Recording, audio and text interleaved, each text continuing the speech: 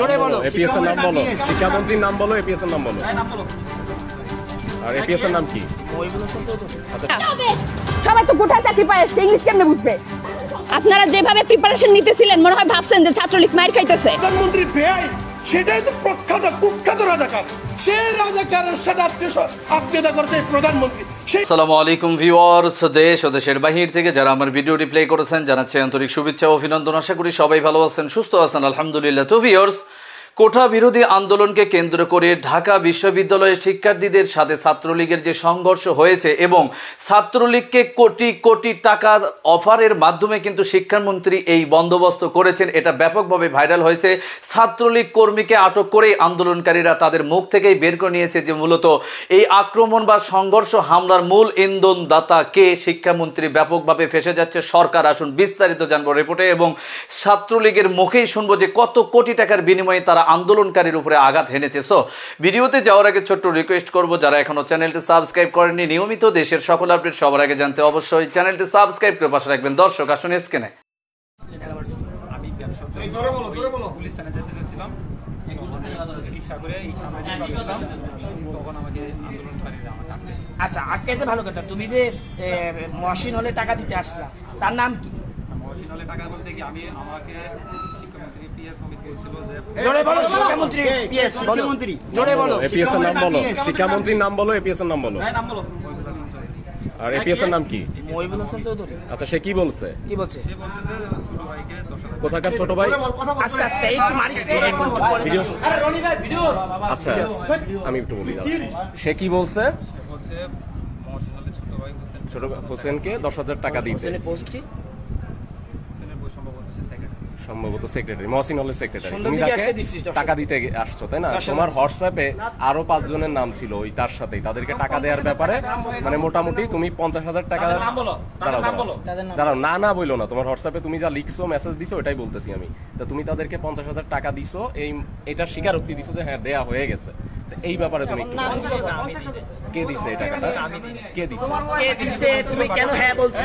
তুমি দাও না, ওই টাকাটা তোমার কাছে আছে তাই তো? তাহলে তুমি বলছো কেন আমার দেয়া হয়ে গেছে? টাকা না থাকলে আমি দিব কোথা থেকে? তাহলে দেয়া হয়ে গেছে বলছো কেন? আমার কাছে 10,000ই ছিল, 10,000 দেয়া হয়ে গেছে কেন বলছি? আর তুমি যে বললা হ্যাঁ দেয়া হয়েছে, সেই টাকাটা কে দিছে, কাকে দিছে? সেটা আমি জানি না। আমাকে আমি ওনাকে বলাইছি যে দেয়া হয়ে গেছে, ওই যে ওই লিস্টে সবাইকে দেয়া হয়ে গেছে, মহসিনুলের হোসেনকে যে দিছি এটাই আমি বলছি যে দেয়া হয়েছে। তুমি বলছো এটা এই টাকাটা তোমাকে কখন? আজকে দিতে বলছে আন্দোলনের পরে? না, সকালে সকালে দিতে বলছে আন্দোলন শুরু হওয়ার আগে। ভাই ওই যে পাঁচজনের দিছো কখন? ওই পাঁচজনের নাম বল। পাঁচজনের নাম বল, পাঁচজনের নাম বল। দিয়ে গেছে, 5 জনের নাম। নাম জানি না।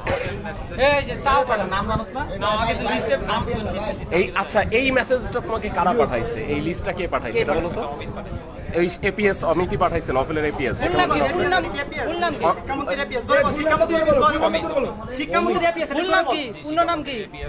অমিত কুমার বসু বলছিল, এখন বারবার অমিত কেন বলতেছো?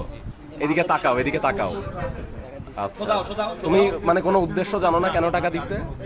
তুমি এই ক্যাম্পাসে কতক্ষণ ছিল? আজকে যে গ্যাঞ্জাম হচ্ছে জানতিস ক্যাম্পাসে? তারপরে তুই আসলি কেন? কতক্ষণ ছিল? আমি তো এদিক দিয়ে পুলিশ থানা যেতে যাচ্ছি। তুই জানিস না যে আজকে ঝামেলা হয়েছে কেন? ঝামেলা হচ্ছে? তুই যে 10,000 টাকা দিলি কেন দিছিস? তোর উদ্দেশ্য কি? হ্যাঁ দাও, দাও এটা হাত তোমার কাছে কি ওই এপিএস এর নাম্বার আছে না, ফোন নাম্বার আছে না?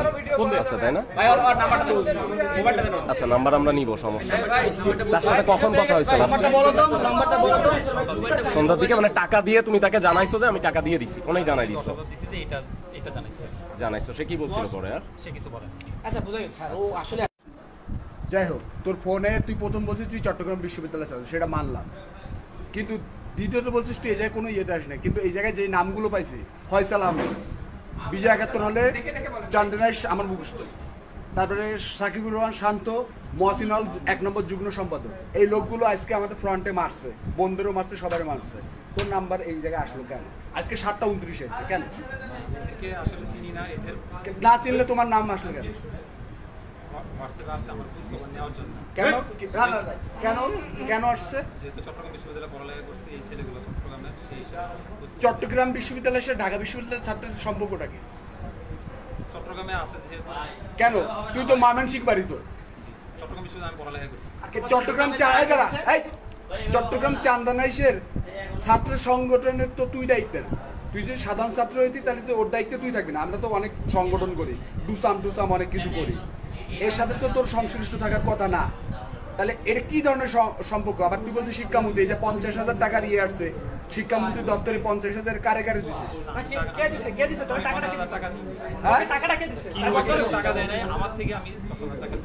ছাত্রলীগ, যুবলীগ, আওয়ামী লীগ নামক যে নব্য পাঞ্জাবি ইয়াহিয়া এবং আইয়ুব খানের দোসর যারা আছে এদেরকে পরাজিত করতে হবে। 71 সালে মুক্তিযোদ্ধারা যেভাবে বেনিয়াদেরকে পরাজিত করেছে, আমাদের 190 বছরের লড়াইয়ের মধ্য দিয়ে যেভাবে আমরা ব্রিটিশ বেনিয়াদেরকে পরাজিত করেছি, ঠিক তেমনিভাবে এই আওয়ামী ইস্ট ইন্ডিয়া কোম্পানি এবং এই জগৎ শেঠ ঘসিটি বেগম বেনিয়াদেরকেও তোমাদেরকে লড়াই করে প্রতিহত করতে হবে। কোনো স্মারকলিপি দেয়া যাবে না। অবৈধ সরকারের নির্বাহী বিভাগের কারো সাথে কোনো আলোচনা নাই, সব দফা হইতে হবে রাস্তায়, রাজপথে রক্ত দিয়ে লড়াই করে মারামারি করে সিদ্ধান্ত দিতে হবে যে কে রাইট এবং কে রং। আমরা স্পষ্ট ভাষায় বলতে চাই, সারা বাংলাদেশ আজকে এই শিক্ষার্থীদের পাশে আছে। পুরো বাংলাদেশ আর এই কোটা বিরোধী আন্দোলনের শিক্ষার্থীরা একদিকে, আর এই নব্য রাজাকার Albadr Awami east India company একদিকে। অতএব আমাদের লড়াই হচ্ছে ন্যায্যতার লড়াই, তোমাদের লড়াই হচ্ছে জাস্ট কজের লড়াই, দেনা পাওনার লড়াই। অতএব এই দখলদার সরকারের দেনা পাওনার বিরুদ্ধে তোমাদের লড়াইটা রাস্তায় চালিয়ে যেতে হবে। যারা রক্ত দিয়েছে, যারা আহত হয়েছে, তাদের প্রতি আমাদের সহমর্মিতা যেমন আছে, ঠিক একইভাবে শিক্ষার্থীদের পাশাপাশি দেশবাসীকেও আমরা বলছি যে আপনার ছেলে, মেয়ে, ভাতিজি যারা লড়াই করছে তাদের পাশে এসে দাঁড়ান। এই লড়াইটা আমাদের সকলের মুক্তির লড়াই। এই লড়াইয়ে যার যার এজেন্ডা ভিন্ন হইতে পারে। কেউ চাকরির জন্য লড়াই করছেন, কেউ গণতন্ত্রের জন্য লড়াই করছেন, কেউ ভোটের জন্য লড়াই করছেন, কেউ ভাতের জন্য করছেন, কিন্তু প্রত্যেকটা লড়াইয়ে আমাদের শত্রু হচ্ছে আওয়ামী ইস্ট ইন্ডিয়া কোম্পানি, আমাদের শত্রু হচ্ছে নব্য মির্জাফর এবং ঘসিটি বেগম, আমাদের শত্রু হচ্ছে এই দখলদার সরকার যারা 16 বছর থেকে ভোট ছাড়া, গণতন্ত্র ছাড়া, নির্বাচন ছাড়া এই দেশের সরকার ক্ষমতা দখল করে আছে, আমাদের লক্ষ লক্ষ কোটি কোটি টাকা লুটপাটের বাণিজ্য চালু রেখেছে। অতএব এই লড়াইয়ের সাথে আমরা একাত্মতা প্রকাশ করছি।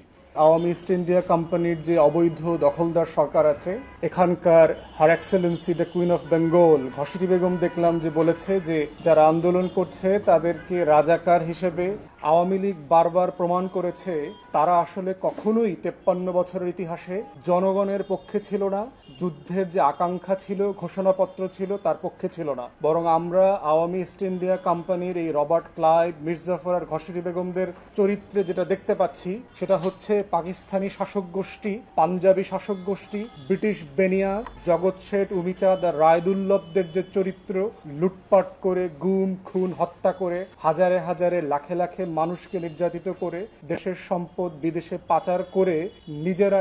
দর্শক, স্ক্রিনে আমরা সে সম্পর্কে বিস্তারিত জানলাম। এই বিষয়ে আপনাদের মতামত কমেন্টে জানান, কেউ ভিডিওটি স্কিপ করবেন না। মূলত এই সংঘর্ষ চলাকালীন মেয়েদের উপরে যে পরিমাণ নির্যাতন হয়েছে এবং ছাত্রলীগের প্রধান উৎসই ছিল যে তারা মূলত মেয়েদের উপরেই বারবার অ্যাটাক করবে এবং ছেলেদের কাছ থেকে, এবং এই সমস্ত যারা সেখানে হামলার শিকার হয়েছেন তাদের কাছ থেকে আমরা সরাসরি জানবো যে ছাত্রলীগ মূলত কাদের নির্দেশে এবং কিভাবে তাদের উপরে অ্যাটাক করেছিল। বিস্তারিত একটা কথা কি, মানে মেয়েদের গায়ে কেন হাত দেয়? মেয়েদের গায়ে তোরা কি কাপুরুষ? তোদের ঘরে বাপ মা নাই, তোদের কাছে মা বোন নাই, মেয়েদের গায়ে কেন হাত দিবে? জাস্ট আমি এমনও আওয়াজ দিছি যে তোরা মেয়েদের, আমাদের তো মারতেছিস, আমাদের মা, তোরা এই ছোট বোনদেরকে কেন মারতেছিস?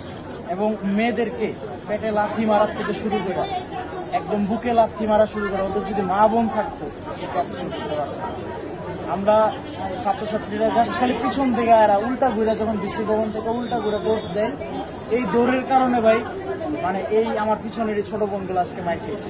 আপনি দেখেন এই যে ও ছিল পিছনে একদম লাস্টে, ওরা ওদেরকে এই রিক্সায় উঠাইছে হচ্ছে যে এই যে এই ও ছিল হচ্ছে যে একদম শেষে, তারপরে আরো কয়েকজন ছিল শেষে। এই কয়েকজন খালি আমরা জাস্ট পিছনে পড়ে গেছিলাম শুধুমাত্র এই আপুদের আর এই ছোট বোনদের। আরো যে কয়েকজন ছিল আমরা মানে চিনি না, এরা সব সন্ত্রাস, এরা টোটালি সব সন্ত্রাস ছিল, এখানে অন্য কেউ ছিল, এরা টোটালি সন্ত্রাস ছিল। তাদের হাতে লাঠি সোটা ছিল, তাদের হাতে রড ছিল। আমাদের বুঝলাম আমরা কোটা বিরোধী আন্দোলন করতেছি, আমাদের মারলে, মেয়েদের দোষটা কি? এই মেয়েদেরকে তোরা কেন লাথি মারলি ব্যাগের মধ্যে? এটা কোন সংবিধানে, কোন শিক্ষায়, কোন শিক্ষায় তোদেরকে, কোন ছাত্র সংগঠন এই শিক্ষা দিছে যে মেয়েদেরকে পেটে লাথি মারতে, মেয়েদের বুকে লাথি মারতে? এই জিনিসটা তারা করছে। এটা সবচেয়ে জঘন্য কাজ করছে। আমি মনে করি মায়ের পায়ে লাথি মারছে, মায়ের বুকে লাথি মারছে, মায়ের পেটে লাথি মারছে না, পুরো বাংলাদেশের বুকে লাথি মারছে, পুরো বাংলাদেশের মানুষের উপরে তারা লাথি মারছে। তাদের এটা অবশ্যই অবশ্যই অবশ্যই সুরাহা হইতে হবে। অন্যথায় আমি একটা পুলিশ প্রশাসনের কেউ ছিল না, একটা পুলিশ প্রশাসনের কেউ ছিল না আমাদেরকে সেভ করার জন্য। তাহলে এই হাজার হাজার পুলিশ প্রশাসন কেন থাকে, কই থাকে?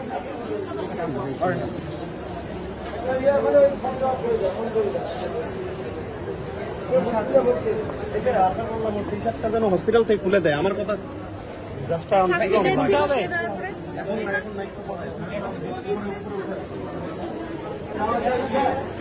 ভাই। পোক্টোরিয়াল টিমের সেই সময় কোনো ভূমিকা লক্ষ্য করেছেন কিনা? আরো কোনো ভূমিকা নেই। ঢাকা ইউনিভার্সিটি যে একটা প্রশাসন, আমরা যে সাধারণ শিক্ষার্থী বিভিন্ন আমরা 18তেও যে আমরা আন্দোলন করছি, পুলিশ ছিল, ভিতরে পুলিশ ছিল, কিন্তু পুলিশ কেউ একটা পুলিশও আপনার একটা পুলিশও আমাদেরকে সেভ করতে আসে না, মেয়েদেরকে সেভ করতে আসে না। এক কথা এই প্রত্যেকটা আমরা যারা আহত হয়েছি সবাই হয়েছে মেয়েদের জন্য। এই যে ওর অবস্থাটা দেখেন, ওরা বলেছে ওর অবস্থা অনেক খারাপ। ওরে ডিরেক্ট খাওয়ায়া পারাইছে, একদম পারাইছে। এই যে আমার এই জায়গাটায় দেখেন, আমি নাইটকে বারবার বলছি না, এই যে এগুলোর মধ্যে মানে এমন ভাবে বাড়ি দিছি, মানে আসলে কি করবো, আমার ব্যথার ইঞ্জেকশন দিছে, আমি স্বাভাবিক থাকতে পারতাম। আরে আমি ওই কয়েকটা মেয়ের খালি চিপার ভিতরে ইয়া করতে যাই, ডিরেক্ট মনে করেন যে আমার উপরে এমন ভাবে মনে করেন এই যে দেখেন হাতটা ফুইলা আমার যে এই যে দেখেন এখানে আমার যেখানে ফুলে গেছে, এইখানে টোটালি এই যে নীল হয়ে আছে, এইখানে টোটালি আপনার এমন একটা মোটা ইয়ে দিয়ে বাড়ি দিছে। দর্শক, স্ক্রিনে আমরা সে সম্পর্কে বিস্তারিত জানলাম। সো আজকের ভিডিও এই পর্যন্তই। ভালো লাগলে লাইক এন্ড কমেন্ট করবেন এবং দেশের সকল আপডেট সবার আগে জানতে অবশ্যই চ্যানেলটি সাবস্ক্রাইব করে পাশে রাখবেন। দেখা হবে পরবর্তী ভিডিওতে ইনশাআল্লাহ। আসসালামু আলাইকুম ওয়া রাহমাতুল্লাহ।